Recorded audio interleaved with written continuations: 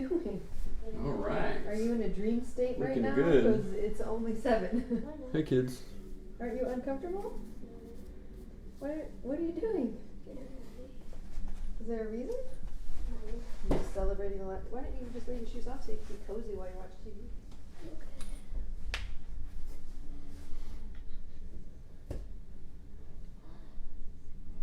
Just dancing a minute ago.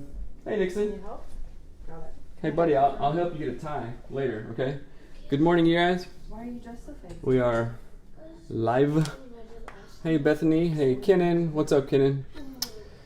What's up, Brittany? What's up, Nicole? Okay, Melanie, let's go. Let's do this.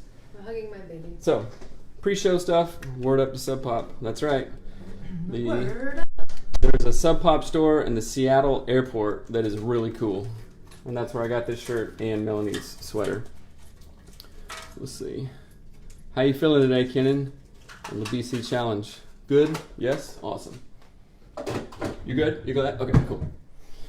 I almost posted a picture of me eating a maple bar. That would And be taunting. I was That would be gonna not- do like hashtag something about not doing a diet. Oh, well. It's funny. Check. I wanted to That celebrate would be the day before the last day of school with the maple bar. that would be taunting. Yeah, today's the last day of school for the kiddos. Kiddos. Hello, check. Check. Good morning and welcome. Hello. It's morning, sun smells smelcom. Okay, you ready? Yes, I am, Smelanie. Feeling great. David Guy's book is spectacular. I know. Are you listening to the audiobook, Kenan? Because it is like an What? interview / podcast / random stuff, and it is awesome. I would also suggest for the K-Man to listen to all of the podcasts that David Goggins has been on recently. It's K-Swiss. it's crazy, man. Let's talk about it, because I love that guy. I love this guy. Okay. Okay, are you ready? I believe so. Hold on. Yep. Please just read this line. Listen. And although I'm a licensed therapist, please do not use this in place of individual therapy. You make it like a 12-hour sentence. I'm not a robot. Okay. I Could like you? spontaneity. All right. Ready? No, I will. Not. Okay. Ooh, Russell just flew in. Who's Russell? The crow. Oh. Our crow. Our neighborhood right. crow. Okay, Of ready? Wolves and Men. Ooh. That's That's cool. pretty cool, Is that a right? band? I don't know. Wolves at the Gate? That's a band. Yeah, I know. Oh, yeah. I produced a label. My Anyway. first time getting to be on Instagram Live due to taking time off of work today. Yay! Oh, well. Welcome. Welcome. Okay, are you ready? Skip work and listen to the show. Improve your life. All ready? Yes. Hello and welcome to the Anatomy of Marriage podcast. I'm your host, Melanie Studley. Good morning. My name is Seth Studley, and I'm a licensed marriage and family therapist. And today is day 37 of the Marriage Morning Q&A, titled "Helping a Partner Heal Using I Statements and a Disappointed Husband." If you're new here, welcome. We have over 200 shows covering all sorts of marriage topics, everything from our own journey of almost getting divorced to people getting healing from an affair. So check out all of our episodes. And as always, our show is brought to you by Audible. Go to audibletrial.com/anatomy of marriage to get your free audiobook on us. We love audiobooks. We love for you to learn from them. So go there, get a book. Definitely go there. I'm throwing this in there. I am listening to, for a second time, what is it? Jumping the Gap? What is it called? A Big Leap? The Big Leap. The Big Leap by Gay Hendricks. I'm on it also- a second time, me and too. it is really good. I also am on it a second time. Oh, it's... I'm probably slightly farther ahead than you, though. Yeah, but I just made the bigger leap. I can jump further. Anyway, although I am a licensed marriage and family therapist, do not replace this podcast for actual therapy. Thank you for just reading it. Before we ask the questions, before we read the questions, we're going to read the review of the day, which is from Andy Y. I don't know how to say it. Andy. I think I know who this It's is. 5-star review. And do you want to read it? Sure. Single and still beneficial. I've been listening to this podcast since season 1, and it has only gotten better with every episode. The way they listen and cater to what the listeners want/need is really helpful. I'm a single dad, but hope to be married someday. This show has been a wealth of knowledge on how to connect to my future spouse, as well as what to look for in that person. Seth, Love your direction and attention to details. Yes, I am pretty good at that. Melanie, thanks for coming on Fade to Gray in Dallas, and your sarcasm, looseness are a great dynamic to the show. Thanks for all you guys do. Keep the live streams coming. Thanks, Thank you. Andy. And That's thank right. you for having me. Yeah, thanks. That Go was very follow fun. Andy on Instagram. And let's see. Okay, we're going to dive into the questions, right? Yes. What are you reading? Why are you so distracted? I'm reading our interaction. All right. I am getting so hot lately. I'm going through menopause or something like. Menopause. That's great. We're that still a doing thing? a podcast right Sorry. now. So question number 1 is, hey guys, thank you so much for doing the show. I love it. I'm getting married soon and joining into a family that I thought was perfect. It was recently uncovered that there is a very long line of past sexual abuse. My fiance and I had no idea. We didn't see this coming and we're feeling pretty thrown. All of this is still super secret and everything is being disguised as a perfect family and having it all together. Do you have any tips or advice for supporting him through this totally new worldview? Did I read that wrong? Thank you. I think you read it right. It's kind of confusing, so I'm Well, assuming. I modified it slightly Oh, I because I see. wanted to maintain anonymity. Right.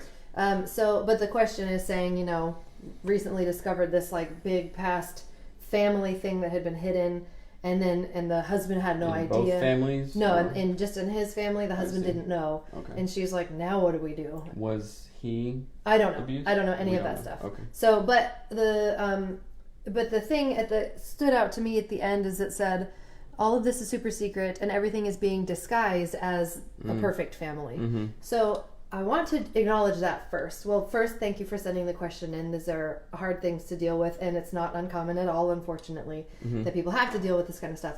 But 1 in 3 women are sexually abused, and 1 in 5 men are sexually abused, and oftentimes sexual abuse goes underreported. So we can speculate that statistic is even higher. Just wanted to throw that in. yeah, and so it says that it's being disguised as a perfect family. So if you want to think about that sentence, being disguised as a perfect family, if you think about our sort of evolutionary biology, our wiring is that everything is dangerous and we always need to stay safe. Our lizard brain goes there immediately. Everything is scary. Like, there's not, think about like going camping. You're not like, yay, nothing could ever harm me. You're on the lookout for a bear or like a scary person or whatever. You're cautious. You're right? cautious, and we are wired to be very cautious. And so if you think of the hiding this in a family as a way to be protecting, as a way to, in air quotes, generate some safety, if that makes sense. If everyone were to expose this big, like, sexual trauma that has been happening over, maybe multiple generations, that is a threat in our brains. We go, that's not safe. If everybody knows, we'll be killed, right? Like, our brain goes to this, like, stupid place of trying to understand it through only fear. So the fact that people are not being open about this is not like that they're jerks. This is like a wiring thing in your brain. You're like trying to stop it from happening. Does that make sense? Yeah, but I will respectfully kind of disagree with almost everything you just said. Okay, sure. I don't think I From a said it very therapist, well. yeah, from a therapist perspective, because I've had clients who have dealt with sexual abuse. I had past stuff, and if there are people protecting the abuser, which oftentimes That's not what I mean, but okay, yeah. Okay, which So just talk about that, yeah. Which oftentimes is the case. Because, we can't risk this, and it was a one thing, or it was perpetual, or that's just what dad does, or that's what mom does. Yeah, that's not what I mean. That is absolutely inappropriate, obviously, and very, very damaging. Sexual abuse has been explained as a kind of a soul wound, like a spirit wound, which is different from like somebody slapping someone or something. It's or verbal abuse. It's very different, right? So when we have people in families, which we have all kinds of family loyalties from family of origin and how you deal with stuff, when that stuff is protected, it's like, okay, my world is upside down. I don't know who to trust. I thought this person was this way. They're absolutely not. And then this person knows about it. Why didn't they do anything to help me or to help that person? And when we have this information, it's charged. It's emotionally charged, spiritually charged, I would even say, on so many levels. And I would say so.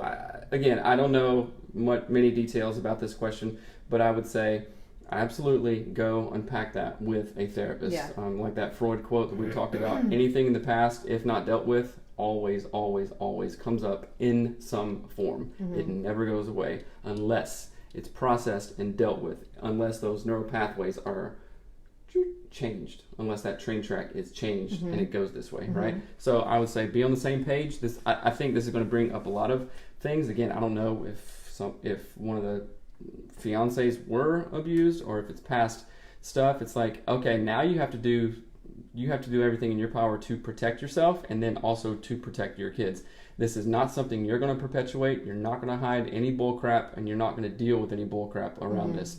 If they say, nope, we're not talking about it, then you're like, I don't want to say, okay, done, you're out, but I almost would say that in a sense. So well, and I think it's very dependent upon the situation. Like your interpretation of that question is totally different than what I interpreted. My interpretation was this is a past thing. It had already happened. It's not currently happening. It's not like we're what's that word? Like we're protecting the privacy of the person who is currently a bad person. You know what I mean? That's not how I interpreted it. So I just want to make that really clear that what I was saying was like, if this is something that happened in the past and you're like, well, why aren't they telling everybody? Because that's terrifying to do. That's damaging to reputations. That's damaging to relationships. And so they might be air quotes protecting that person, not because they want them to continue abusing, but because you can ruin someone's life by outing them for bad behavior. But again, if they are doing bad behavior, if there's any danger that you're if you get married and have kids,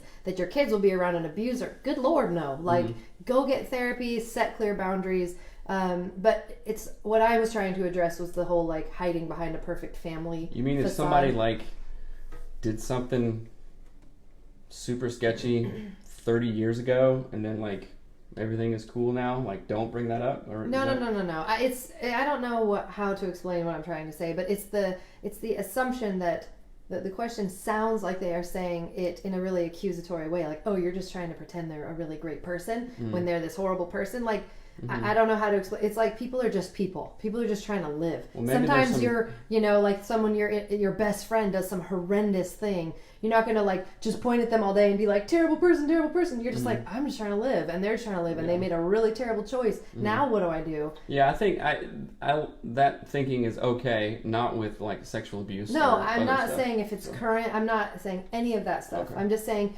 people don't often run around pointing at people who have done bad things, especially if they love them. Right. Because it's a really complicated thing to walk through, a relationship like that where someone you love deeply is an abuser, potentially, right? Or has been an abuser. Somebody says, I'm a survivor. It's empowering when you can open up and help others or encourage people to open up, but it takes a long time to get there. I kept it quiet for 35 years. Thank you for sharing that. Thanks for sharing that. And again, get therapy, like talk about it.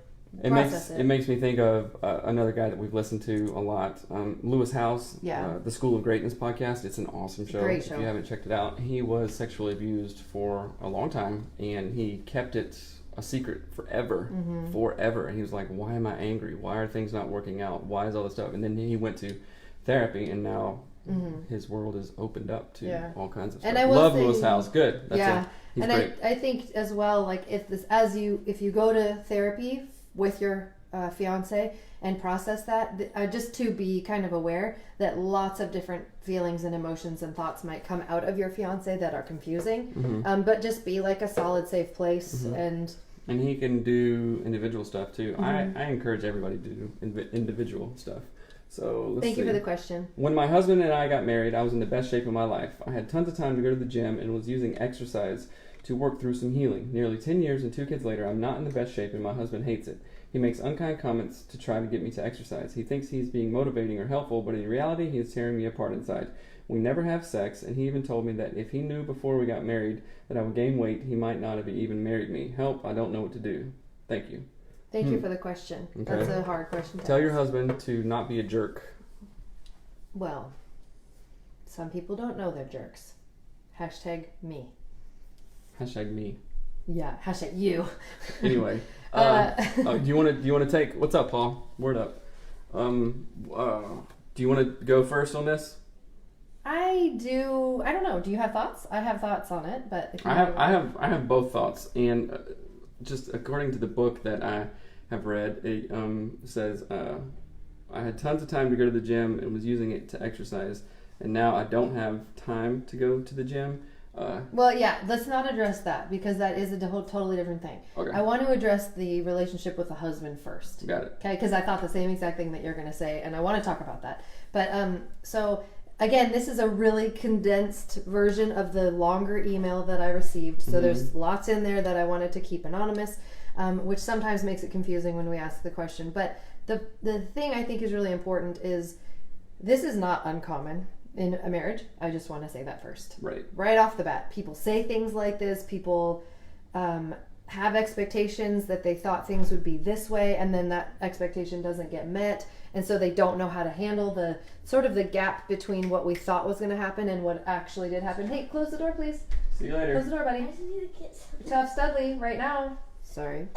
And so then what happens is if you don't have the skill set to like lovingly say to your partner, oh, I like Seth and I, we've had these kinds of conversations, not the bad version, but like the good version of like, hey, let's stay in shape. Like let's not I'm going to and you're not going to, whatever. And she also said her husband works out like all the time. Okay. So there's a difference in. So and there's a thing that I've noticed. I think I'm judgmental in the first place, and when I'm like working out and doing stuff and be like, okay, I'm doing this, I'm David Gogginsing everything, and I see other people like not or struggling, I'm like, come on, bro, cut the crap, let's do it, right? But then I always have to pull back and go and say, okay, whatever. Like I have been super out of shape in our marriage and been like, oh, whatever, and you've been out of shape.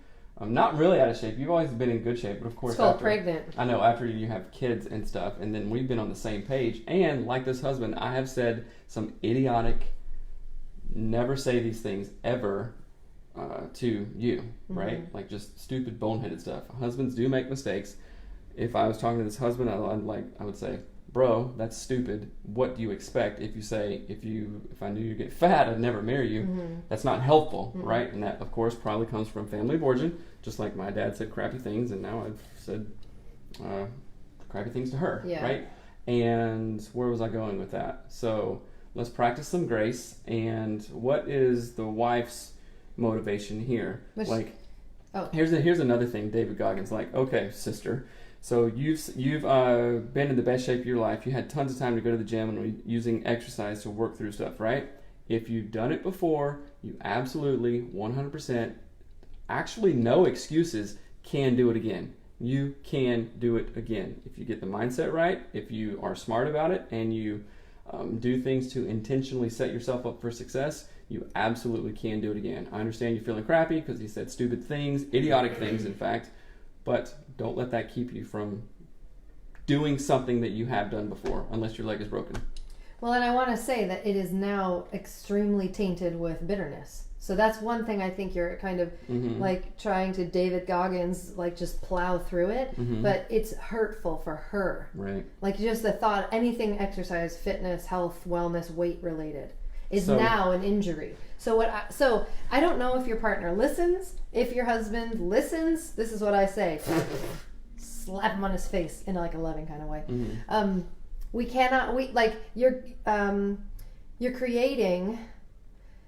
You're creating a space for your wife to absolutely fail because you threw arrows at her.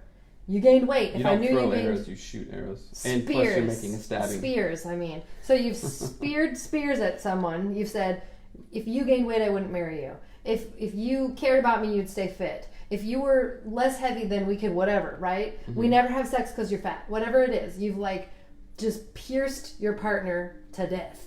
And then you're like, go to the gym. You're doing the exact opposite of what you want. It is not motivating. And I've learned this for kids because my dad or mom or whoever would be like, we think it's motivating by saying negative things. Like, oh yeah, if I point out the negative, you'll go, oh, I'm doing something negative. Let me not do the negative thing. Yeah. And that just doesn't work. It's like, oh, well, it's shame. It's shaming. It makes you feel crappy. It makes you feel terrible. And then it's the absolute most unmotivating thing ever to shame someone into doing something that you think is worth something, and you're putting that worth onto them with judgment and then shaming them, right? So I have a really good point here. So what you said, like, okay, there's bitterness and there's resentment towards anything working out and etc. Right? And then a listener says every time she would go to the gym, I think she's talking about this question. Every time she would go to the gym, she would have that voice in her head. Yeah. Yes. Yes. That's possible. The right? voice saying that But you're let me fat ask or whatever. everybody a question here. Who are we working out for? Am I working out because like, oh, you've asked me 100 times to get six-pack abs? No, never, zero, right? I've never asked you to like, hey, tone your butt up. You haven't needed to, but who are we doing things for? What is the inspiration / motivation? You know, what my why of working out is absolutely 100% not. Okay, so Melanie will think I'm attractive. Your why is right? not based on my desires No, for you it's at not. all. So that will change. Like, okay, I understand the bitterness and the resentment. I have that towards Melanie on a couple of things, right? That we're working through, right? Or whatever. It's just, I think, normal. But my why of doing most things isn't to make you happy. You know, it's to make myself happy. And we've talked about it 1,000 times.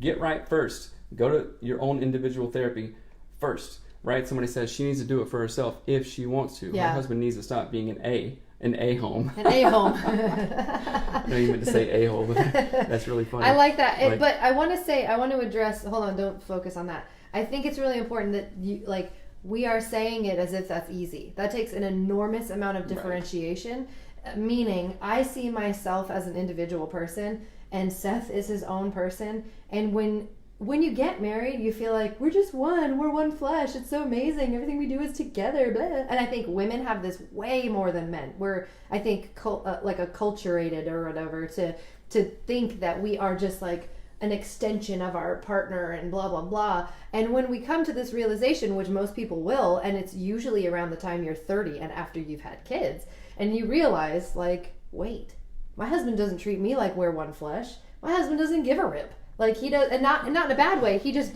wasn't taught to be like the end all be all for his wife. Right. But wives were often taught to be that for their husband, even if they never got that message directly. It's been we're sort of steeped in it, and so when you have that moment of, wait, I need to differentiate, it feels terrifying. It feels like, well, I don't love my husband anymore. Right. Right, and that's exactly what I've talked to friends, really close friends of mine, about that feeling where when you have that sort of light bulb moment where you go, wait, I'm my own human and I can do my own things and I actually need to do my own things. And if I only try to please my husband, he is never pleased. It doesn't matter what I do. I could have six-pack abs all day. You'll still complain about something else that I'm not doing because I need to be doing whatever I want to be doing for myself. That moment of differentiation, that phase of differentiation is oftentimes very scary. It feels like you hate your partner or you think they're dumb, because now you're not living for them. You're living for yourself. But when you are the most whole, well version of yourself, you can then give to your husband and your kids and your family a much better. It's again like the air mask thing in an airplane. Put yours on first so you can take care of others and continue to maintain taking care of yourself, right? So that's a thing. So we got some truths, we got some eurekas. Yeah, that's a true thing. I don't know. I totally lost all my brain. Yeah, well, but I do want to say to the wife specifically, this is a really challenging place to be in, and Seth has said very, very unkind things to me about different things that I can't change about myself. And this is a long time ago though. But I want to encourage you to find your strength, find your strongest place of where do you feel fed and like alive and something lights you up. And you had said in the email you had used exercise as a form of healing. Can you actively differentiate yourself from your husband, but without carrying all the baggage of the bitterness that you felt and feel and have, right? Like, can you drop that bitterness, empower yourself to be strong and self-motivated and to get healthy in whatever way you see appropriate, and then but while not like demonizing your husband, because a-holes don't usually know that they're a-holes. I'm not saying he's an a-hole, but he's probably an a-hole. I was an a-hole and I didn't know I was an a-hole, right? So big time. It was a big a-hole. But it's just important that you do things for you, but that does not equal you hate your husband now and you're mean to him. Right. I think we often think that when women have that sort of flip moment of I'm going to be differentiated, it turns into bitter. It's like a movie, like a Lifetime original where the wife is like, I'm out of here.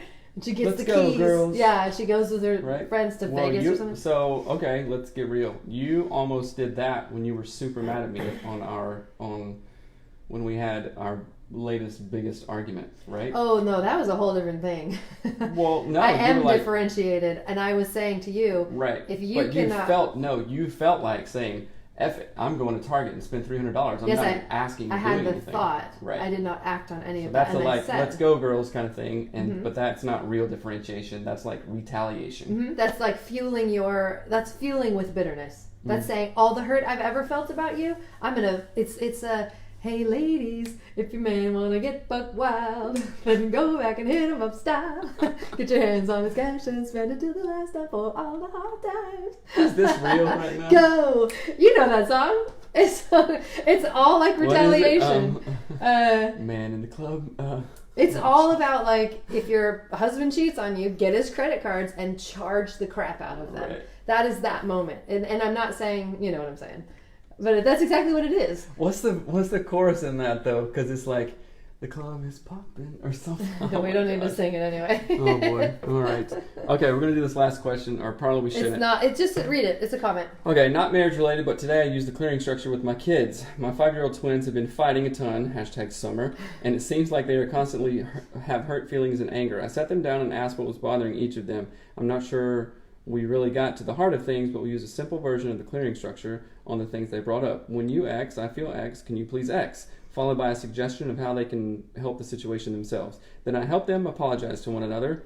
That's good. And the smiles on their faces as their sister acknowledged their feelings was so sweet. They literally tackled each other for hugs. Thank you, Seth and Melanie, for providing a way to help my kids learn how to resolve conflict. Thank you. That is awesome. That's awesome. I never thought it with doing the clearing structure with kids, and it makes me think of that meme. It's like, if you hear me yelling from outside the window, please know that I've told my kids like 500 times prior to that, and that was all that worked, right? Yeah. And in the summer, that happens a lot. And now we're living in an apartment, so other people are going to hear us yelling, and we will definitely hear other people. Yeah. So that's funny. Thank you for sharing that. So the clearing structure that this listener is referring to is available on our website. You can go to anatomyofmarriage.com and click on the tools tab, and you'll find a thing that says the clearing structure, and it's just a really clear way, it's a therapeutic tool to help express what you're feeling. Like if you're feeling hurt, if you're feeling angry, if you're whatever anything, it is, it can be about anything. So you can use it with children, you can use it with yourself. If you're mad at your partner, I would suggest that the person who asked a question about exercise, use the clearing structure with your husband. It will help you understand and convey how you feel. It will help him understand. So awesome. Thank you so much for sending that in. Yeah, that's awesome. Somebody says, please sing every day, Melanie. It's a sing-along. Thumbs up to your singing. That's funny. We should end the show with a duet. Oh geez, maybe next time. I do wanted to say every day now we're going to try to do a challenge, like a daily marriage challenge on Instagram. For some reason it didn't post yesterday until like 7 p.m. Right. But we're going to do it when we post this episode. So we want you to join our daily challenges. And we're going to do it too? Yeah. That's why I sent you 4 things. That's right. Do you even know who I am? That's why I sent them back. Yeah, at midnight. Anyway, thank you so much for joining us today. If you have enjoyed our show and it's been helpful to you, please rate and review it on iTunes. Thank you so much for y'all are just rating the show like crazy, which is awesome. Why are you smiling? Go. And it's awesome for us. It feels really great, but it's super duper helpful for new people to find the show and see if it's worth their time to listen to it. So please continue to rate and review the podcast on iTunes and share it with your friends. Why are you smiling? Because I'm trying to think of the song, the Troll song. Oh, Colors, True Colors. It's like our favorite song ever. The Trolls duet. Okay, let's start singing. No, it we're like not going to do it. And then go back like that. No, I'm not going to do that. We'll do it a different time. People are asking. Okay, thank you so much and have a lovely day. All right. We'll talk to you later. Bye. Bye. Okay, since you guys hung out for the post show, we'll sing it. They didn't hang out. They had no option. Here. You're not going to sing it? You don't even know it. I know. You always think I you can't know think- it, and you never know it. I can't think of the tune. There's nothing worse my than ears. me wanting to sing one of my favorite songs and then you not knowing it. Okay, sing a song. I'll go with you right now. No, I never will. This is what I Song request? live with people. Beyonce? All right, guys. See you later, and have an awesome day. I'll get Melanie to sing tomorrow. So, all right, bye. Bye. Doesn't take